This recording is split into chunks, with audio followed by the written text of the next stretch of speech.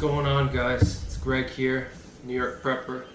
I wanted to do a video about ammo selection for SHTF, WROL, or Teotawaki, the end of the world as we know it. Basically, I broke down ammo into three different categories. One category is for personal defense against other people. Another category is for hunting or opportunistic hunting, and then another category is penetration. So I'm going to discuss the theories behind why you should have ammo for each of the three categories, and how you would use it, why you would use it, and my choices of ammo for those three categories. So before I start, I'll just share with you guys my personal what would be my SHTF weapon, which would be this Smith & Wesson 44 Magnum. It's has a 2 5/8 inch barrel. It's a 6-shot revolver, stainless steel, 100% stainless steel construction, no plastic, American made. Just so you guys know, these are just dummy rounds, but this gun is clear. There's no ammo inside. So for my pistol, I'll show you the ammo that I picked for each of the categories, and I also highly recommend 357 Magnum and 44 Magnum as a great all-purpose pistol for SHTF or really any situation. They're very versatile cartridges that you can use for hunting, personal defense, bear defense, trail pistol for hiking or backwoods. So I'm going to go into the different ammunition now and the categories, and before I get into the categories, for your SHTF pistol, you want to make sure that your pistol is a good pistol, that you've shot it a good amount of times, you've practiced with it, and that it's a reputable manufacturer, because when your life depends on it, you want to make sure that you have something that's going to work and it's not going to fail. So whatever pistol or rifle or firearm that you choose as your main SHTF weapon, or one of your main SHTF weapons, or even for concealed carry or home defense, you want to make sure that it's good quality, that it's made by a good company, that's reputable, and the firearm has a lot of reviews on it. It's been tested, in the real world. So that's the first criteria before even talking about ammo. And then, aside from ammo, you have to train, you have to practice, practice under different conditions, different shooting positions, different climate. You want to practice while you're in a stressful situation. You want to challenge yourself, have unexpected targets. You could even have like a friend of yours, call out different types of shooting patterns or stuff like that. Anything to induce stress on your mind and body is the best way to train. And then also with the ammunition, you obviously want to store it properly and keep it dry, and then you also want to pick good ammunition companies. Don't go cheap on the ammo. Like, don't get like military surplus or something like that, which is like 30 years old or something. You want to go with big name companies that have been around for a while, and that that they have good primers and nothing's gonna fail. So now to go into the three categories, first I'll say that I'm not like a firearms instructor. I'm not a SWAT commander. I'm not a Green Beret weapons expert.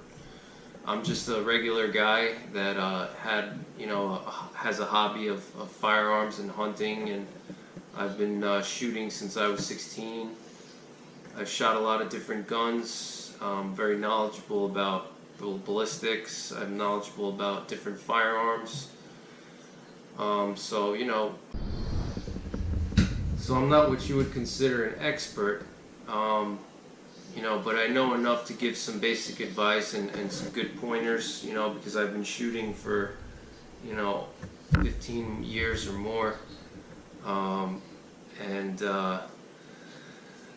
So going into the categories, why I think you should have ammo for each category.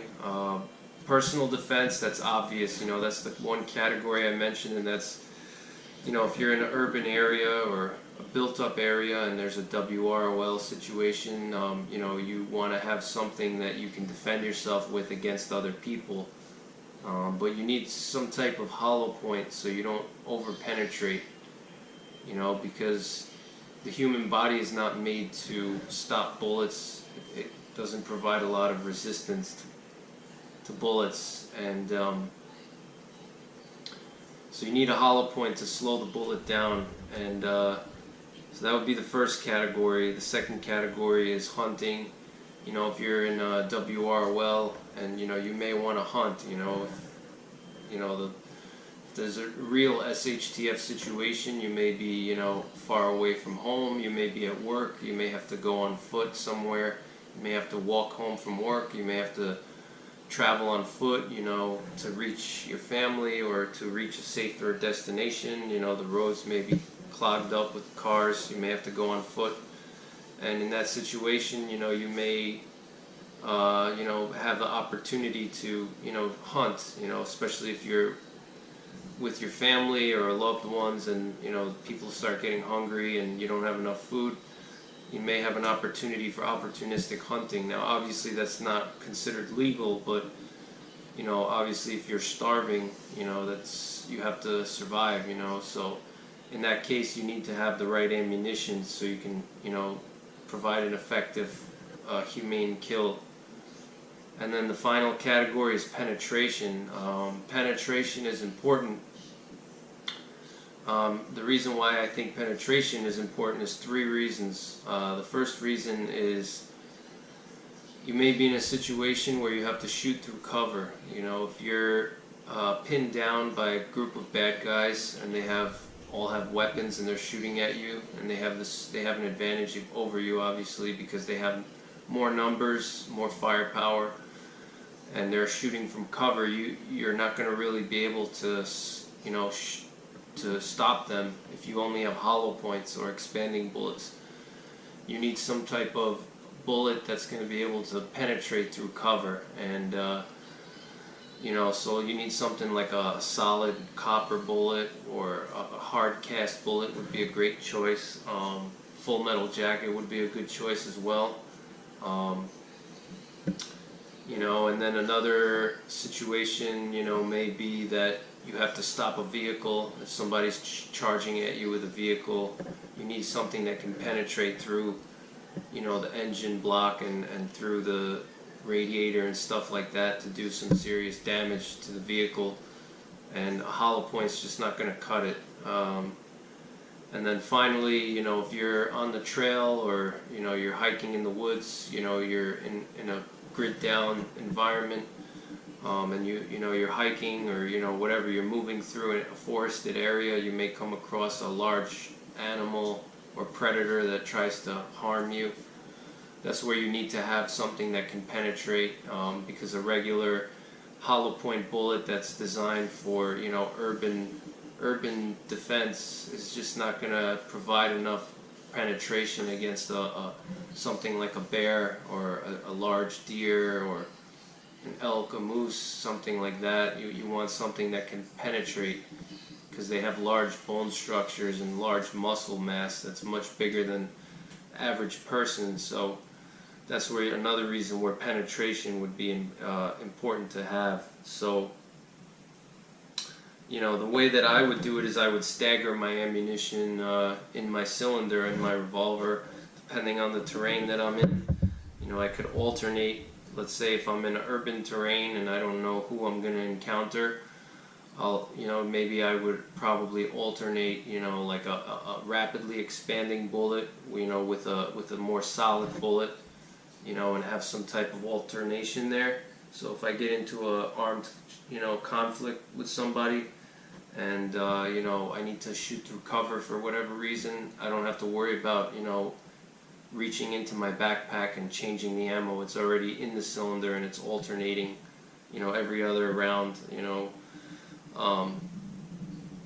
Or if I'm in the woods and I'm not really too worried about over penetration, then I'll just have my hunting ammo and I'll alternate that with the penetrating ammo, because I may run into a bear or some kind of animal, and so it'll give me both options where I need the punching, the penetration, and then also the controlled expansion of the hunting bullet. So that's basically it. The personal defense category is obviously in an urban area.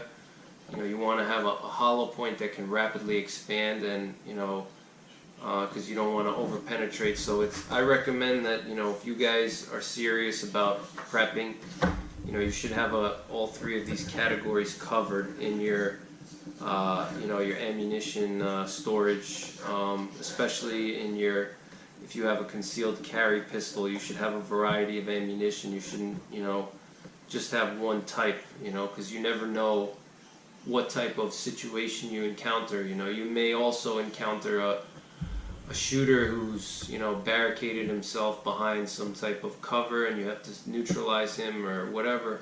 You just don't know, and if you only carry hollow points, you're severely limiting yourself. So it's good to have a little bit of everything in your kit, and like I said, this is for without rule of law. I'm not recommending that you carry penetrating ammo into a congested area, or for home defense. It's unnecessary, but this is for SHTF, so SHTF, anything goes, so you got to be prepared for any situation. So the first ammo that I recommend is that I use is I like to use Underwood ammo, because they use low flash powder, and low flash powder is important because you won't get blinded after you shoot. So here I just have some 44 special. These are the gold dot hollow points, and you can see that they're very they have like a really big hollow point, and so that helps it expand really quickly. So that would be like my main concealed carry. This is what my concealed carry ammunition is, and then this is a 44 special, so it has less recoil. So if I'm in a encounter with someone, I don't have to worry about excessive recoil, and then it's got the rapid expansion. So this is my personal defense ammo for like a more built up area, or defense against other people. And then here I have some ammunition for hunting. This is hunting ammo that I have. I just have some Hornady. I have two versions. I have a Hornady XTP, which is basically a hollow point, but it's like more controlled expansion. So it can penetrate a little bit deeper, and it's kind of a mixture between the rapidly expanding hollow point and the penetration capabilities of a pure penetrating bullet.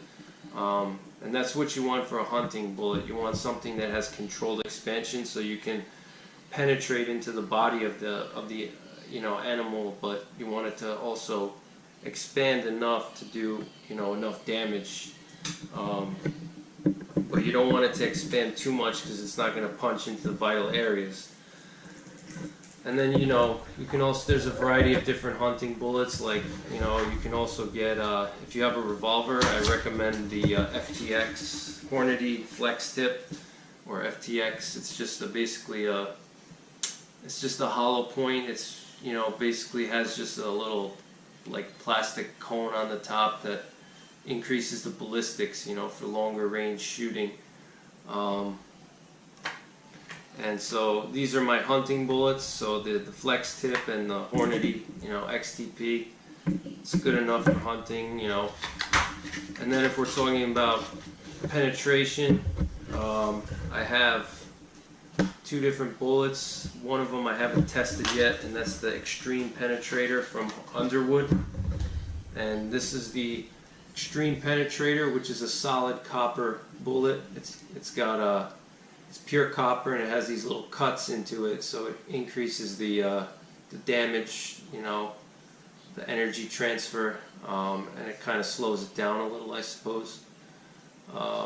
So this would be a good, you know, penetrating example. This is a good example of a penetrating bullet. It's made of solid copper, which, you know, copper is much harder than lead, so it's not going to open up as quickly, and it'll penetrate through, you know, whatever object you're trying to shoot through, or if you're trying to shoot, you know, a large game animal that's trying to hurt you. And then there's also hard cast lead, which, if you're not familiar with hard cast lead, it's basically just it's regular lead, but it has a mixture of zinc and antimony in it. So it's a little bit, it's a lot harder actually than regular lead. And you know, if you push on it with your fingernail, like normal lead, you push on it with something and it'll dent it. You know, it's almost like a putty. This hard cast lead is pretty much, you know, in order to really dent it, you got to pound on it with a hammer. It's really hard. And you know, hard cast lead is one of the bullets of choice for guides in Alaska, you know, hunting guides in Alaska, and a lot of people that hunt bears or hunt in bear country, they carry hard cast lead because it's cheaper than solid copper and cheaper than solid brass, which is what a lot of the professional hunting guides in Africa carry. They carry solid copper or typically solid brass, you know, bullets that are turned, you know, they're turned on a machine. You know, so these are more affordable, but they still provide the punching power. A hard cast bullet like this, you know, even just a 44 Magnum hard cast can easily punch through, you know, a decent sized tree or like a log, you know. I mean, this bullet right here could easily punch through a grizzly bear from one side to the other. And this is just a 44 Magnum, so this gives me the capability to a variety of things. You know, with this bullet, I can now turn my personal defense pistol into a bear defense pistol, you know. So this is one of the reasons why it's good to have a revolver, and why I recommend revolvers to everyone, and why I think that you know, the 44 Magnum or 357 Magnum are probably the most versatile pistols, you know, you can buy. You know, especially when you consider the fact that you can use a 38 special or 44 special, which pretty much has the same ballistics as a 45 ACP. You know, for the 44 special, it's like a 45 ACP as far as velocity and bullet grains. The 38 special also is very comfortable to shoot. And you know, with this pistol, I now can go from shooting in, you know, an urban situation where I have a concealed carry, you know, and then I have a different bullet for hunting where I can take down, you know, a deer or even an elk. And then I have this hard cast bullet where I can, you know, stop a bear if I.